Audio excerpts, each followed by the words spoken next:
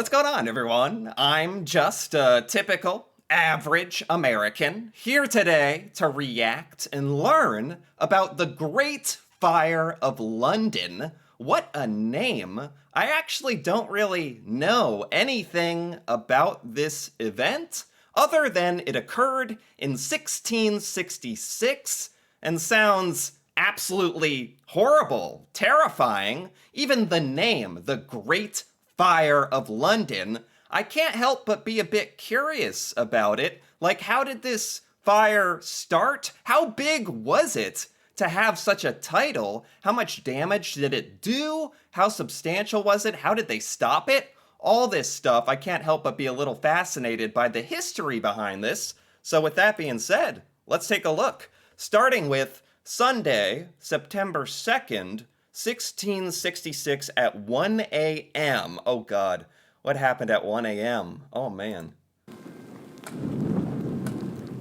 Day one. Day one, was this, did this happen over multiple days? Day one. Everything's quiet in Pudding Lane, apart from the occasional bark of a stray dog. Uh-huh. The Farriners finally went to bed an hour ago. Their 23-year-old daughter Hannah was the last to go to sleep after getting a light for a candle. No! Oh my God, it's just jumping right into it, and I already see the setup here. So this family has gone to bed. She has a freaking candle, and something's about to happen. And I'm already getting a bit anxious.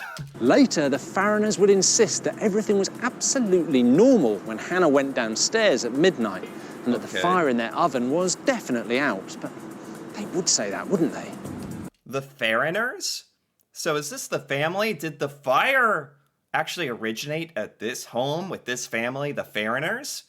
And they don't know if it was their oven or if it has something to do with the daughter carrying that candlestick, or... We now believe the most likely cause of the Great Fire was a stray ember, which ignited a pile of twigs stored in the bakehouse. No. Unnoticed, it started to take hold. A stray ember. I don't know how big this fire ends up being, but it's called the freaking Great Fire of London. And it all just starts by some little accident, one little ember, stray ember, that catches some twigs on fire. Results in, I don't know what, but obviously something horrible. Thomas Farriner's teenage son and apprentice, also called Thomas, woke up. He realized the ground floor was on fire and immediately woke up his family, who was sleeping upstairs. Yeah. Trapped by the smoke, their only escape route was to crawl out of an upstairs window and onto a neighbour's roof, raising the alarm at the tops of their voices.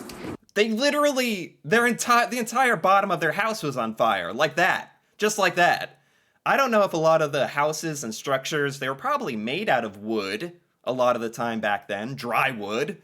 The whole house caught on fire instantly, and they had to run out the top of their house through a window, out the roof, and then they just, what can you even do at that point? Just start shouting, literally shouting into the town that there's a fire, and this is like 400 years ago, so I don't know what kind of fire safety or, firefighters they even have available for this kind of thing.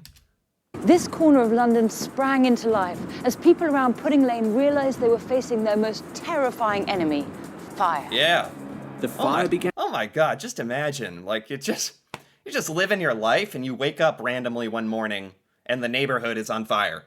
That's actually what happened. Began to spread incredibly quickly, and within minutes it had moved from the bakehouse to other parts of the building, with sparks even leaping towards the houses next door. Wow. But why would the fire go on to consume the buildings around Pudding Lane so rapidly? Yeah, it's happening so fast. That's the terrifying part. But that's the scary part about fire in general and forest fires and stuff like this. It just grows so quickly. But maybe there's a specific reason why in here. Jettying created more space inside a house without obstructing the street below.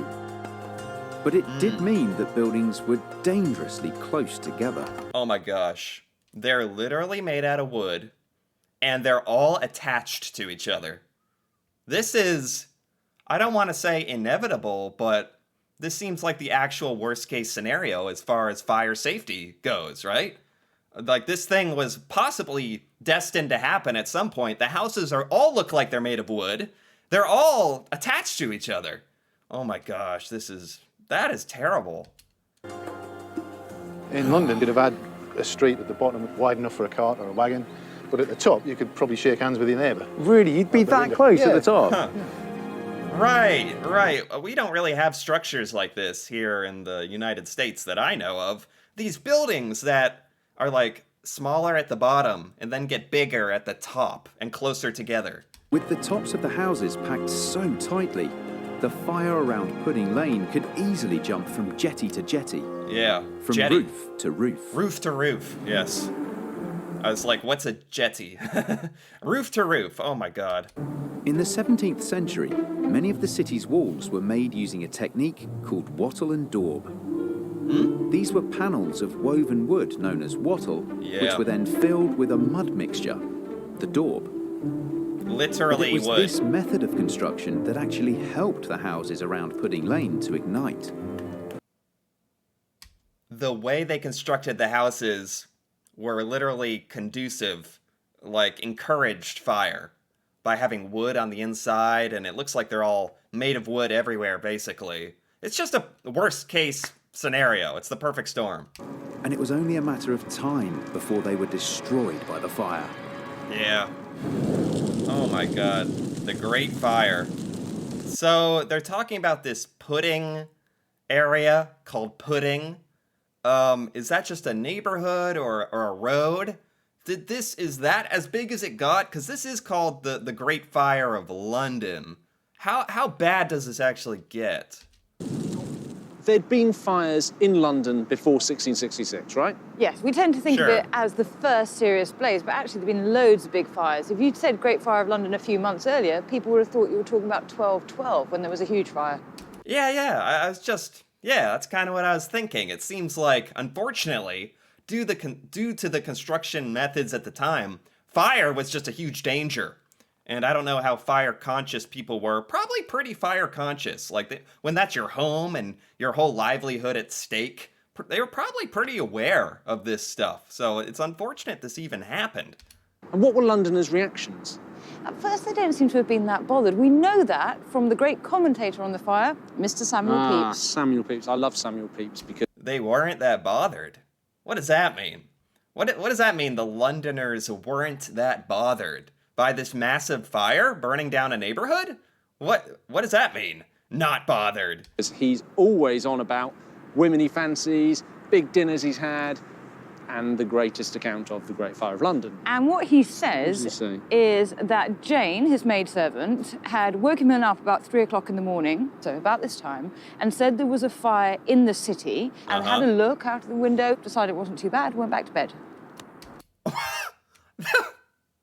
This guy literally who wrote a recount of the fire in this book got woken up at 3 a.m., looked out his window, saw a neighborhood burning down, and was like, not that big a deal. Whatever. I gotta catch my sleep. Like, what?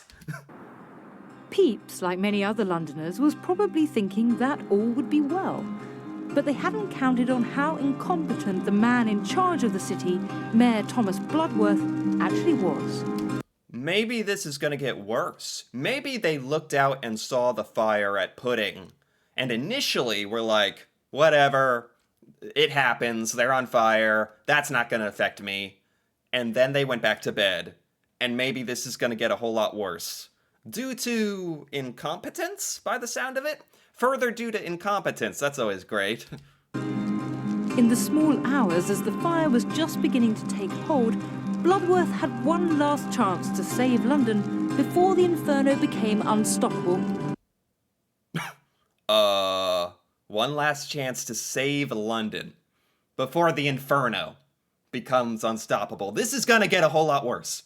And this guy in charge has an opportunity to stop it, and he's gonna totally mess it up somehow.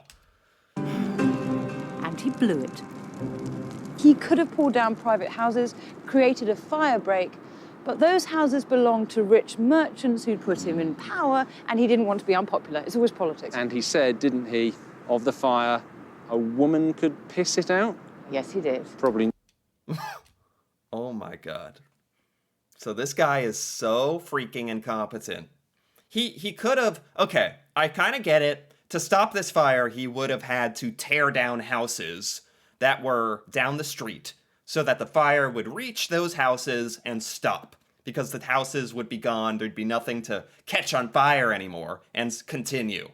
But those belong to the rich people, and we can't be tearing down their houses. He thought, it's like, whatever, politics, And then, on top of it, if that's not enough, he adds in, like, oh, some woman can piss on it and put it out. Like, what? What are we doing here? What are we talking about?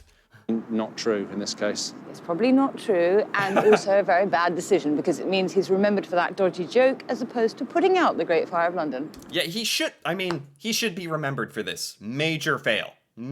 Like, I don't know how many people, if people died from this, or obviously entire lives were ruined by this. It's just a question of how many, because their literal homes are all burning to the ground.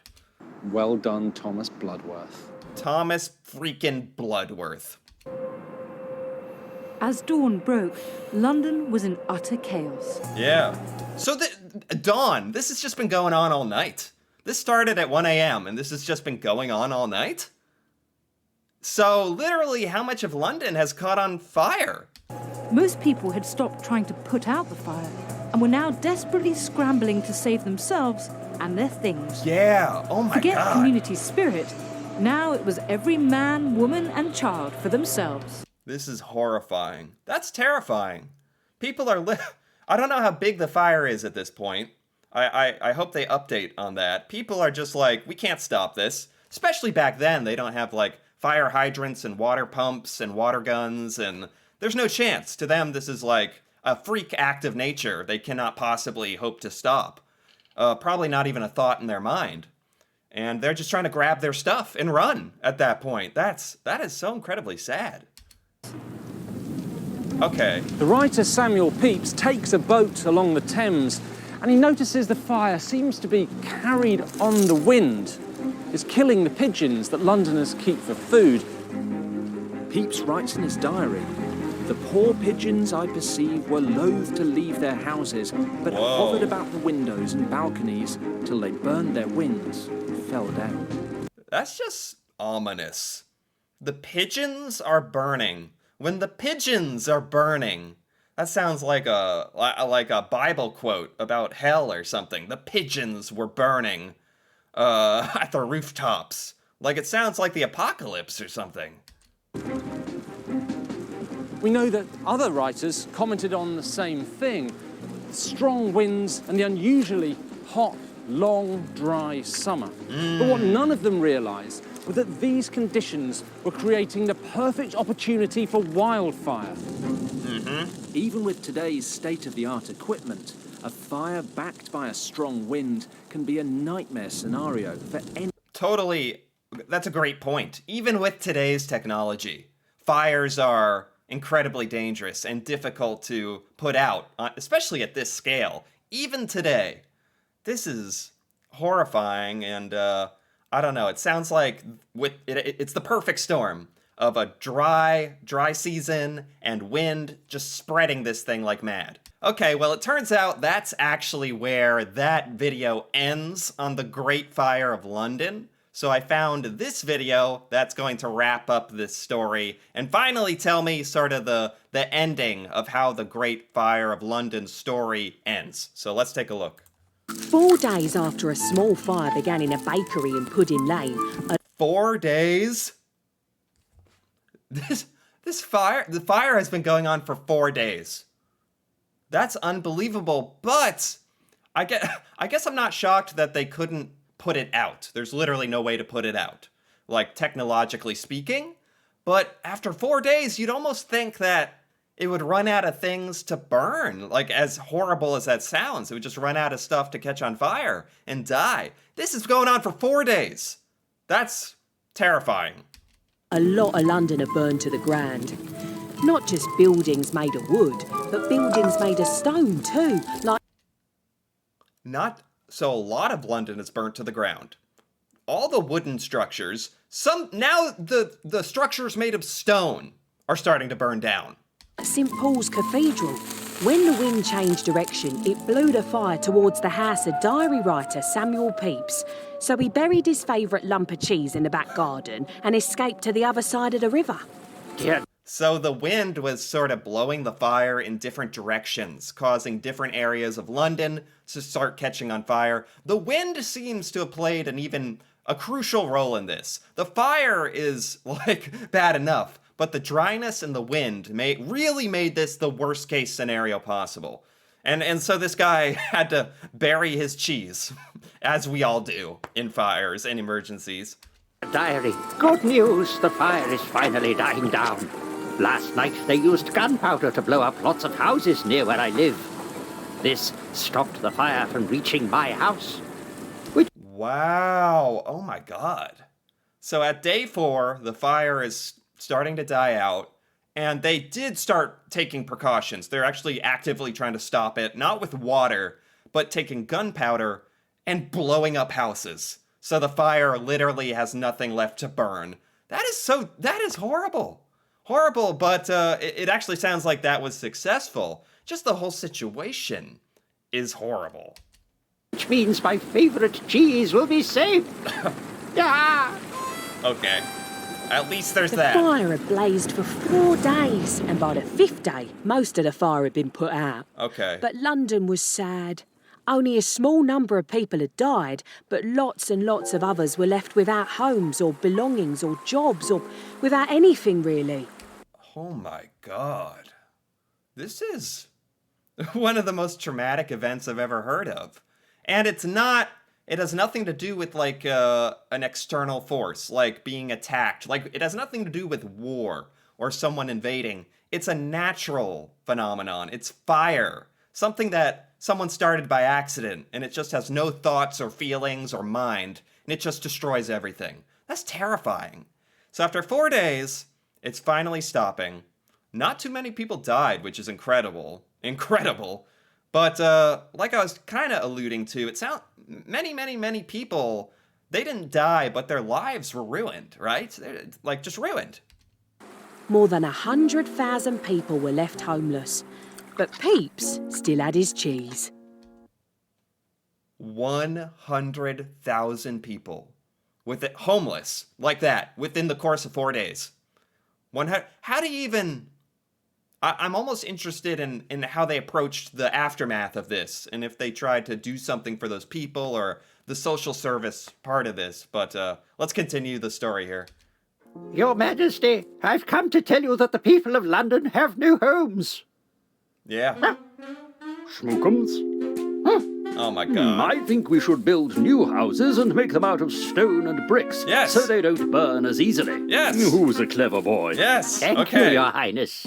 Not you. Okay, I doubted this guy at first because of his dog, but yes.